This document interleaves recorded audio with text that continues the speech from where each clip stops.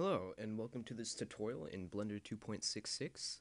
My name is Ben Morgan, and in this tutorial, I'm going to teach you how to use the new cell fracture tool in correlation with the new integration with rigid body physics in the viewport in Blender 2.66, how you can use those things together to pretty easily get a very um, realistic looking fracture simulation.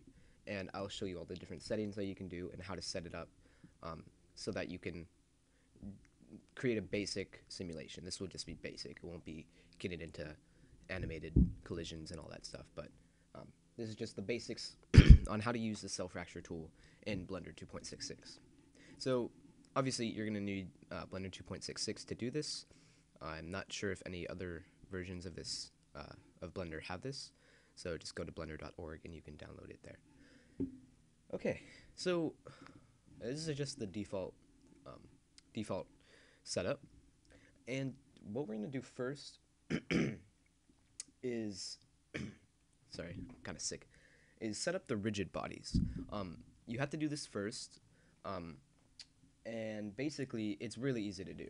I think it's enabled by default, but if it's not, then you can go to File, User Preferences, and you can go to Add-ons and enable that.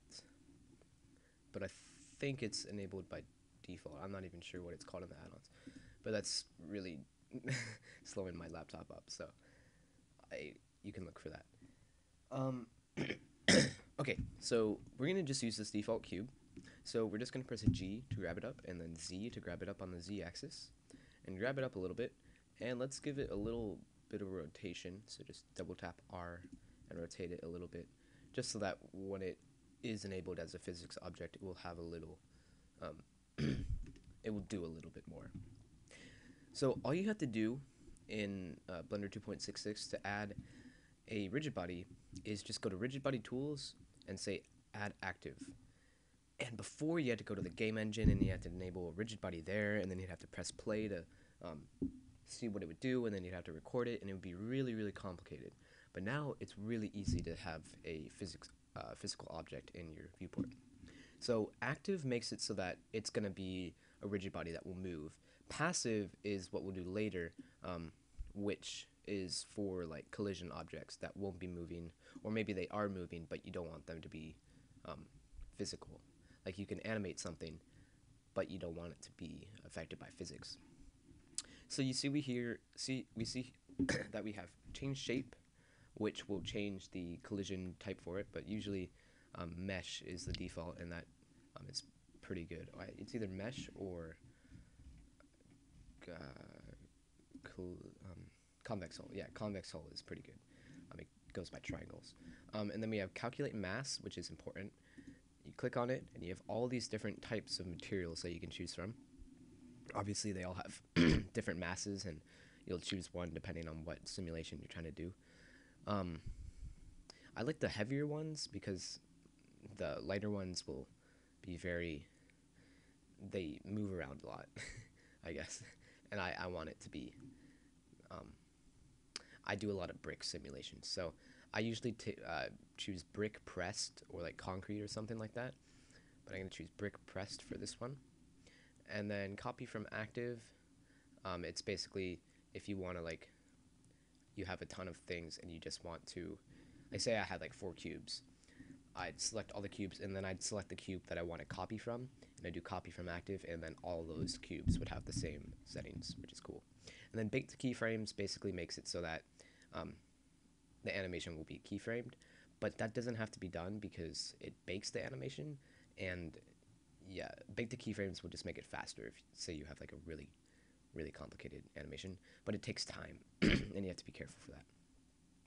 Okay, and constraints we'll get into later. In a different tutorial because I'm still not quite sure how to use that completely. Okay, so now we're going to press Shift A and add in a plane and scale it up with S. And I forgot to mention something that you should do for all your simulations in this new thing is to, after you scale something, press Control A and apply the scale so that everything is, if you look here, The scale is 111, and that's important because it will just help with the simulation. It'll make it faster. Because right now Blender will recognize this as the default scaling for that plane, and it just makes everything run a lot smoother, and you'll get less bugs. And same thing for this. We didn't scale it. We can just go ahead, press Control A, scale, apply the scale. Okay, so now this plane, we have to add, we have to add passive. And that's pretty much all you have to do. There are some settings that you can change, like this under the sensitivity, the margin. I'm sorry, my laptop is really bad. Under the sensitivity, you have the margin, which you can increase if, say, things are going through it and you don't want it to go through. You can increase the margin, or you can change the shape and just mess around with those until the things don't go through the mesh, if you understand what I mean. And we also have friction, which obviously is just the surface friction, and it's important if you have objects that are like sliding too much across your surface and you want them to stop. You can increase that and it'll fix that. And you have bounce, which I don't really use that much because most of my surfaces are hard. But if, say, you had like a soft surface that you wanted things to bounce off of, obviously that would be useful. Okay, so now we have this already, and if we press play, you'll see that our cube falls and it hits the ground and it rotates and then it goes to normal. So it's pretty simple. And if you go back to the beginning of the animation, you'll see that it resets back to where it was. So really easy to set up. But now we're going to set up the cell fractures. And so really this is another one-click thing that you have to do. Super simple. All you have to do is go to cell fracture, or select the thing you want to fracture, and go to cell fracture in the left. And you'll see these things here. You have child particles, grease pencil, child verts, own verts. Own particles will basically make it so that it's randomly distributed across the surface. Child verts, I'm not sure what that does, but own verts will basically fracture it on its vertices, and that could be useful, if you want to do something like that. Grease pencil is really cool because you can draw on the object with the grease pencil and basically show where you want it to be fractured. And this can be really useful, say if you're like chopping down a tree or something, and you knew where your axe was going to be hitting that tree. You could draw on that area with the grease pencil and only fracture that area. So it's really helpful for the things like that. But I won't go over that in this tutorial. I'll do that in a different tutorial. Then we have noise, which is important. Noise, increasing that will give you basically just more randomly shaped objects, and they will be more jaggedy. So I usually put that at like 0.3 or something. Then you have recursion, and the more recursion you do, basically the smaller the sizes of the shards will be. Because if you're at 0 recursion, it'll just fracture them once. But if you do 1 recursion, it'll fracture it, and then it'll fracture the fractured shards, if that makes sense. And I usually put mine to 2. It gives you some really nice, nicely small, nicely sized shards. And then you have material, which you can do if you want to, say, have an inward material for it. That's cool. But I haven't looked too much into that, so I won't mess with that right now. And then volume, don't mess with that. Layer index, basically, say I wanted this to be on all these, because what it does, it will take the shards and it'll put them on a new layer so that you can easily select them, pretty much. But when you do that, they'll be on a new layer, but they'll still be affected by the original object, if that makes sense. So they'll be on layer 2, but later when we enable their physics, they're going to be affected by the cube, and basically they're just going to explode. So after you do this, you always have to be careful to delete the original object, or else you'll notice that all your things will just explode on the first frame because, well, there's something in there and they're all getting affected by its radius. But for now, just because this is a tutorial, and my computer is barely able to record this. This is my bad computer. And for now, I'm just gonna keep the recursion at 0, but I recommend doing 2. It'll take a little bit longer to calculate, but it's well worth it, I promise. So let's just press OK, and it's gonna do its thing. I don't know how long it's gonna take, so I will pause this recording and come back when it's done. Okay, that was fast. So you see nothing really has changed, but if we go to layer 2, you'll see that we have a few very simple looking fracture shards.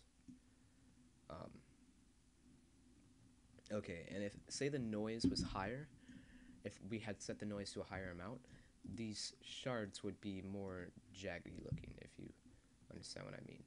Right now they're still kind of not very jaggy, but that's just because the recursion is not set very high. Say I had recursion of 3, I'd not only have this one, but then I'd also have ones here, and then little tiny ones, so it will make it a lot more realistic. So before we do anything, let's go back to layer 1, select our original cube, and just delete it. We don't need it anymore. All we need is what's on layer 2 now. So now basically select everything with B to box select and drag. Select one of the cubes, or holding down shift while doing so. Right click it, click add active. So now we have to set the physics for this new object. And so since we had everything selected and then we click that, it's going to do this for all of them. So we click add active, calculate mass, we had it at break common, or break pressed, it doesn't matter. But that's pretty much it. If you go back to the first layer and you hold down shift and then left click, you'll be able to see both the layers at the same time. And if we play this animation now, you will see, once my computer decides to cooperate, you'll see that we have a fracture animation. And it's really as easy as that. You can do this with any shape. I find that the monkey, it has a hard time calculating the shards for Suzanne, but yeah, you can do this for spheres, for cylinders, for any shape, and it's really, really easy to do. And obviously this looks like crap because the recursion is not very high, but turn up the recursion and you'll get a lot more realistic animation, and it will be really cool. And one last thing, say you did have really small pieces and they were sliding across your plane, all you do is just increase the surface friction and it won't slide as easily. Gosh. Okay. And yeah. So that's pretty much it. The applications for this are endless. This can be used in VFX, it can be used in animations. You can do so much more interesting things now that you have the ability to use physics so easily in the review port, because before you had to go in the game engine and that was pretty much impossible to program a character interacting with it. But now I'll make another tutorial later showing how to do the character interaction that I did in an earlier video, where basically you just make like a proxy mesh around the other character, around its bones, and you can basically make it so that a character can interact with these physical objects. So gosh, there's so many applications you can do for that. So yeah, it's really, really cool. Really like this new add-on. I've been following it for like a year now, looking at the YouTube videos the guys have made. But yeah, it's awesome. So thanks for watching this tutorial, and hopefully you learned something from it, and you can now play with this really fun tool that we have at Blender now, because I've been playing with it all weekend, and it's a lot of fun to use and just create little animations and simulations. So yeah, thanks for watching. Please subscribe if you want more tutorials, and yeah, thank you.